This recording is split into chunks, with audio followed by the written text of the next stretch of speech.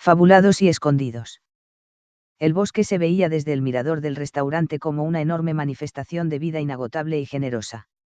Los árboles estaban repletos de ramas, las ramas estaban repletas de hojas y por las hojas circulaba savia sana y abundante. Todo ello le daba un color verde casi uniforme que solo cambiaba ligeramente cuando había un grupo de árboles de una especie distinta a la mayoritaria. Este pequeño cambio y algunos ocasionales claros en la vegetación, eran suficientes para que la visión del bosque no fuese monótona y los ojos no se empachasen ante tanta exuberancia de un mismo color y tonalidad. En el interior del bosque el silencio era relajante y solo se rompía con el murmullo de algún arroyo lejano, el canto de algún pájaro o el aleteo de alguna ave. De vez en cuando, había una roca que parecía existir exprofeso para que los cansados caminantes se sentasen allí y disfrutasen del entorno. Tanta perfección parecía irreal y la tradición popular generó en torno a esa masa forestal algunas leyendas benévolas y con moraleja positiva porque tanta belleza no podía originar historias negativas. David contemplaba el bosque con la curiosidad y asombro de sus 8 años de vida, edad en la que el alma humana todavía creía en la posibilidad de que, en determinadas circunstancias, la realidad y la fantasía se uniesen y no resultasen contradictorias. David, levantó la vista, ladeó la cabeza y le dijo a su padre: «¿Puedo ir al bosque a coger moras y ver al trasgolanudo?». El padre le negó su permiso alegando que el trasgolanudo era una leyenda y el bosque era un sitio peligroso en el que, además, una persona podía perderse con facilidad.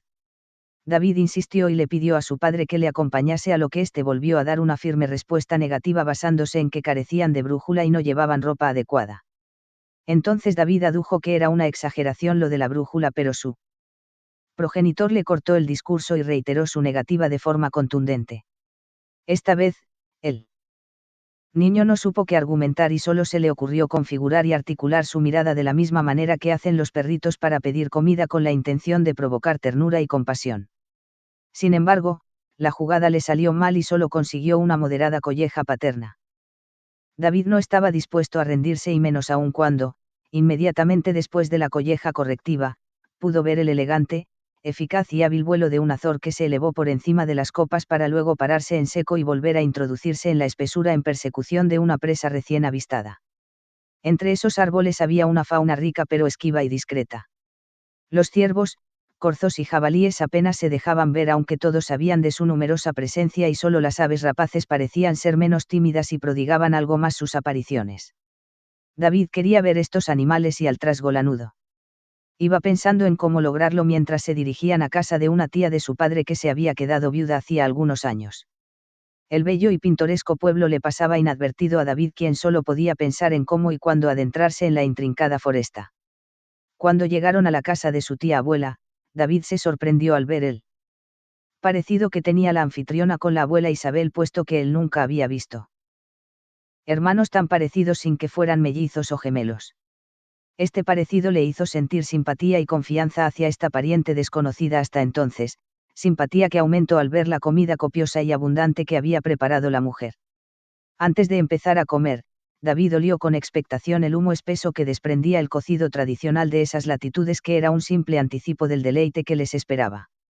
Los sabores de cada ingrediente se habían fundido mutuamente con tanta precisión gozosa en uno solo que resultaba indiferente si en cada momento estaban masticando o deglutiendo legumbres, carne o verduras, porque todo era igualmente sublime y uniforme. Los golpecitos de los cubiertos contra los platos eran tan armónicos y alegres que parecían campanillas de un villancico navideño, y todo resultaba tan mágico que, por unos minutos, a David se le había olvidado su idea de aventurarse en el bosque, hasta que su padre sacó la conversación con ánimo de crítica hacia su hijo. La tía Ana, que así se llamaba ella, reiteró la peligrosidad de la idea, cosa previsible, pero, inmediatamente después, añadió algo realmente misterioso: aquí, 1 o 2 veces al año empieza a llover de repente y la lluvia es tan persistente y exageradamente abundante que siempre tenemos dudas sobre si dejará de llover alguna vez. Escuchadme bien, añadió de manera innecesaria porque los dos la estaban escuchando. Tenemos dudas de verdad, a pesar de que siempre escampa, porque hay algo, que no sabemos lo que es, que nos provoca temor. Además, cuando esto ocurre solo llueve en el bosque y no el pueblo. Hay quien dice que es por esta circunstancia tan rara por lo que nos inquietamos y tenemos pensamientos que no son lógicos, pero yo creo que no. Hay algo más. El padre miró incrédulo a su tía y el niño pensó que quizá ésta tuviese razón. Después de haber recibido esta original información, continuaron dando cuenta de la comida a la vez que mantenían conversaciones ordinarias y normales. Una vez que los platos quedaron vacíos, los tres decidieron tomar una más que conveniente siesta para reponer fuerzas del viaje y metabolizar el voluminoso material orgánico recién ingerido. David fue a dormir a una cama de una de las habitaciones vacías de la casa mientras su padre ocuparía otra. La tía abuela le acompañó hasta la habitación y, cuando David entró en ella, vio una foto con una cara conocida que le hizo colocar una pieza en el pequeño rompecabezas familiar. «Ah. Tú eres la madre del tío Manu», comentó el niño repentinamente. La mujer asintió, sonrió y le dijo que les despertaría dentro de un par de horas porque ella también se disponía a dormir largamente y ya había puesto el despertador en hora. David se quitó los zapatos y se tumbó en la cama en la que pronto se encontró inmerso porque el colchón era tan blando que se hundió en él como si fuese espuma de afeitar. Ahora, el niño debía hacer gala de un autocontrol prodigioso para no caer en los brazos de Morfeo. Lo consiguió aunque no sin dificultades y, cuando su padre y su tía abuela dormían como benditos, salió a hurtadillas del salón y entró en la cocina. Allí vio que había sobrado algo del café de la sobremesa pero no encontró nada de leche, así que hizo acopio de un gran valor y se bebió media taza de café solo. Le pareció que estaba asqueroso pero no tenía elección porque debía estar de regreso antes de que sonase el despertador y no podía quedarse traspuesto debajo de un árbol. Por fin, David salió de la casa y tras caminar 2 minutos escasos, el pueblo era muy pequeño, entró en el intrincado follaje y anduvo en línea recta para no perder la orientación mientras los restos del sabor a café todavía le amargaban el paladar. El pequeño vio un árbol de cuyas ramas pendían ejemplares de una bonita fruta desconocida. David pensó que una de estas frutas podría sofocar totalmente el mal sabor del café, así que cogió una de ellas, la mordió y como le gustó se la comió entera.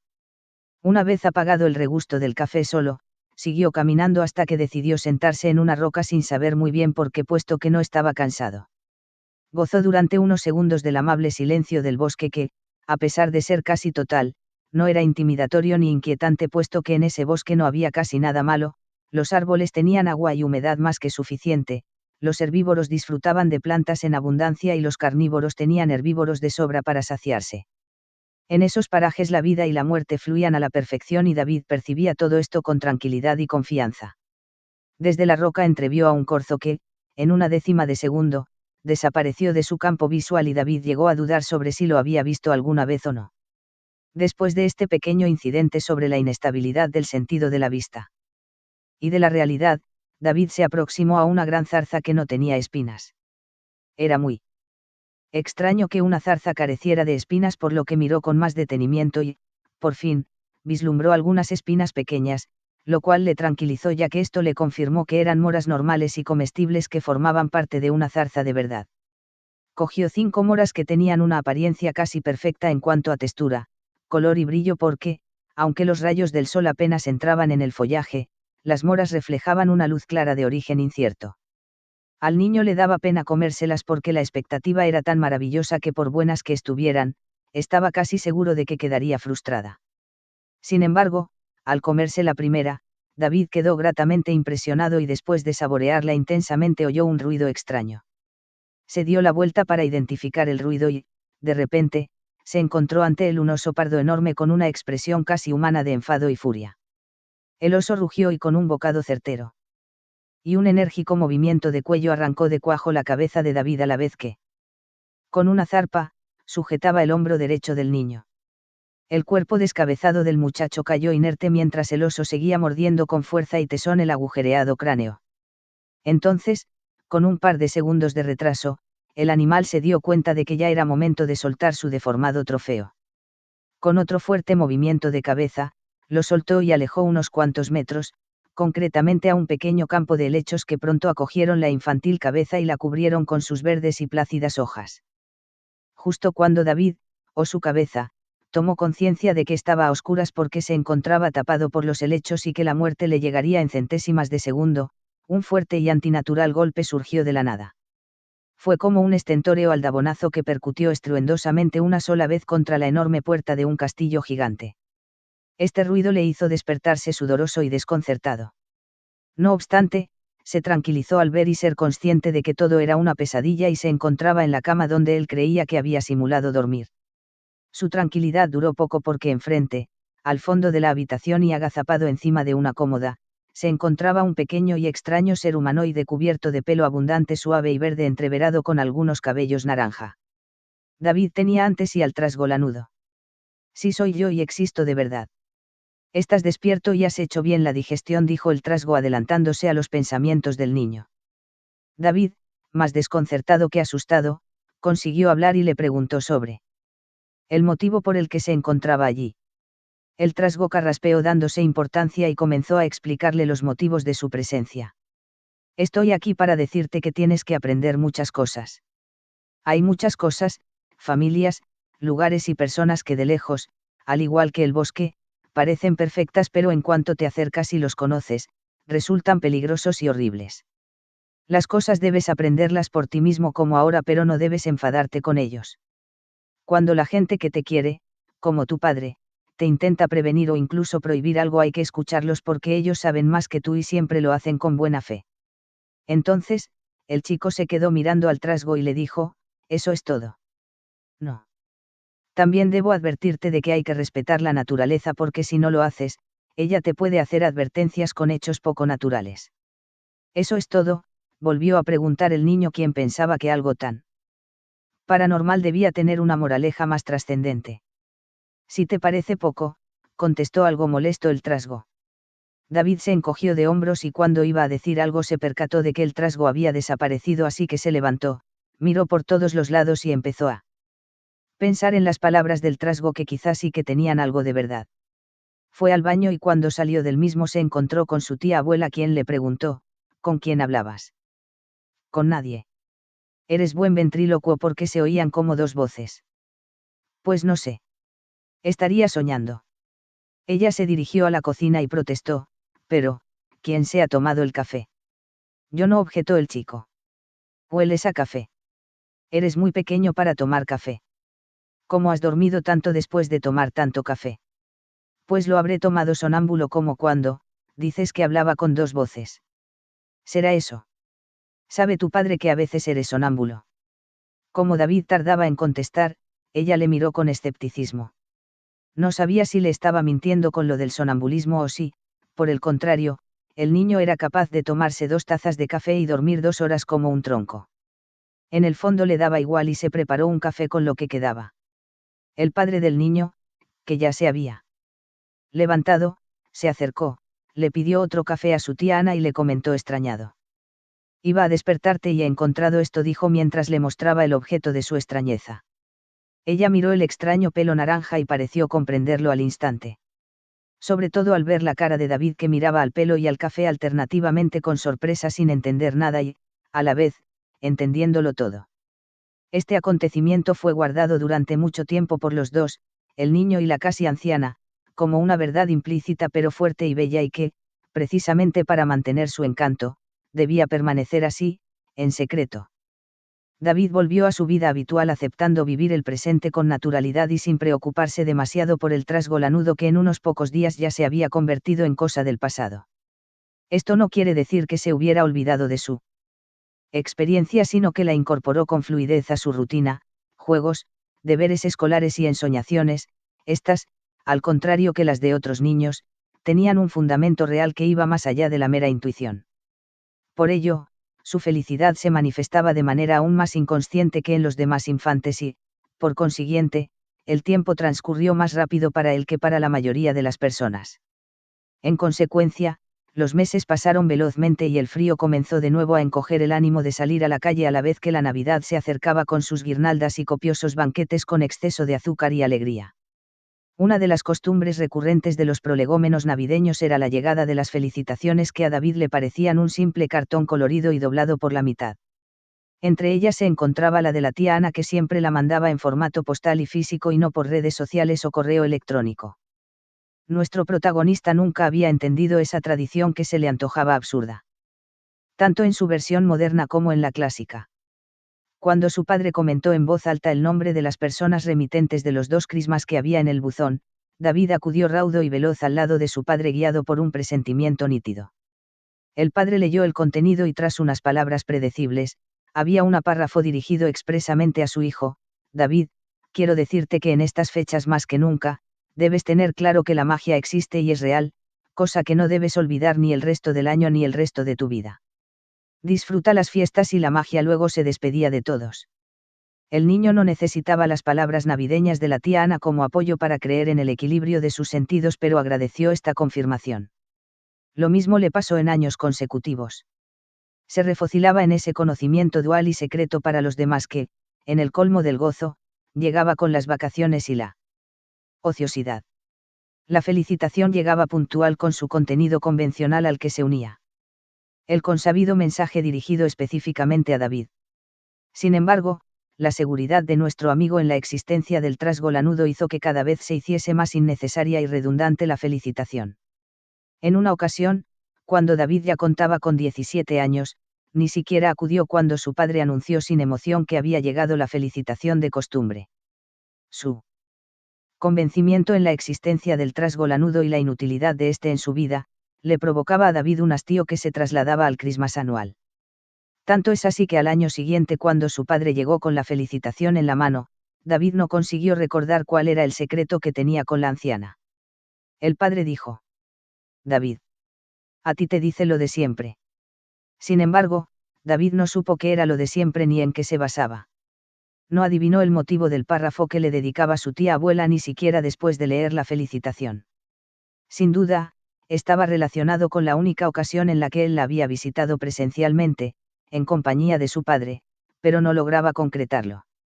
Sus recuerdos se habían marchado y esta inesperada huida intentó superarla después de algunos segundos de incrédula sorpresa con respiraciones hondas y sucesivas. Por más que repitió esta técnica, el olvido no se transmutaba en memoria, ya que el cerebro reprimía el recuerdo apenas éste asomaba. Creyó que si no prestaba atención a la amnesia que él creía eventual, se iría generando poco a poco una relajación de sus neuronas y que la juventud de éstas terminarían sobreponiéndose a la desmemoria, pero no fue así. Fueron unas vacaciones tristes hasta el punto de que se alegró de la vuelta a la normalidad. Ese año natural casi completo no fue malo, aunque siempre mantuvo en su cerebro un remolino de incertidumbre y de agitación que a veces se transformaba en tristeza. No conseguía recordar el secreto que había entre la anciana y él. Cuando se quedaba unos segundos a solas, la congoja por la desmemoria le alteraba el ánimo más de lo que quería reconocerse a sí mismo. En ocasiones, llegó a pensar en llamar y preguntarle a la tía Ana por el fenómeno que su cerebro había borrado, pero algo le decía que no debía hacerlo y, en consecuencia, esperó a que llegase la siguiente Navidad, pues tenía la seguridad de que si leía con interés el nuevo Christmas, recordaría sin problemas el suceso cuya concreción postergaba su cerebro un día detrás de otro. En efecto, la felicitación periódica llegó en las fechas frías de siempre y esta vez David acudió raudo y le quitó a su padre la felicitación de las manos. Leyó las cíclicas palabras de siempre que, esta vez, le empaparon el corazón y sanaron su mente como si un auténtico bálsamo de fierabrás le hubiese limpiado por completo. El padre le miró sorprendido y David se sintió aliviado. Devolvió la felicitación a su padre y marchó a paso ligero a su habitación, en la que se encerró con pestillo. Se sentó en una silla con respaldo que siempre le pareció muy cómoda y adecuada para reflexionar. La alegría e inmediato sosiego que le había producido la lectura de las consabidas líneas dirigidas específicamente a él, se habían transformado en nerviosismo inquieto. La cartulina que servía de soporte físico al Christmas estaba dividida en dos por una hendidura vertical en que se había alojado un pelo naranja de extraña textura y un olor muy típico. David había cogido dicho pelo y ahora lo tenía en la palma de su mano y lo miraba abstraído. No solo recordaba a la perfección su aventura sobrenatural, sino que comprendió que ésta había tenido un significado. Sabía que algún día, cuando lo necesitase, el trasgolanudo volvería. Metió los pelos en un sobre y este a su vez en un frasco en el que había objetos obsoletos de toda talla y procedencia. Creyó que moralmente debía guardarlo, aunque tenía el convencimiento de que el contenido del sobre se desharía y desvanecería en pocas horas. Ya más tranquilo y sobrepuesto a la indefensión que produce la amnesia, aunque sea episódica, David se sentó en la cama de su dormitorio e intentó ordenar sus emociones y pensamientos. En primer lugar, renunció a entender qué significado había tenido lo acontecido en su infancia aquel día en el interior de la honda espesura vegetal. Luego, dejó entrar en su interior la intuición cierta de que ya no recibiría más felicitaciones por parte de su tía abuela, pues su fallecimiento era inminente y, para terminar, se juró a sí mismo no volver a olvidarse del trasgolanudo. Así fue, y ella murió a los 3 días de la recuperación memorística del joven. El mismo día en que la lotería repartía más decepciones que alegrías, la tía Ana pasó a mejor vida. Cuando David se enteró de la noticia, fue a su dormitorio y de una estantería cogió el frasco en el que se encontraba el sobre en cuyo interior se supone que estaba el pelo del duende. Quitó la tapa del recipiente, sacó el sobre, lo abrió y, tal y como esperaba, este elemento biológico, había desaparecido. Ya no había ninguna señal objetiva que pudiera corroborar la existencia del fantástico y chiquito ser antropomorfo, ni su tía abuela ni el pelo existían ya. Quizás sería mejor decir que ambos habían trascendido, al igual que la conciencia de David. Este tuvo la seguridad de que su tesoro interior nunca desaparecería mientras él fuese consciente del mismo. Él estaba convencido de sus certezas y no necesitaba apoyarlas en factores externos como una muestra de un pelo o una testigo anciana. Rezó por su tía abuela, aunque no era necesario, pues su alma ya había viajado al sitio correcto y, una vez que hubo terminado su oración y sin saber por qué, una tranquilidad le invadió y se instaló en su interior para siempre. Fin.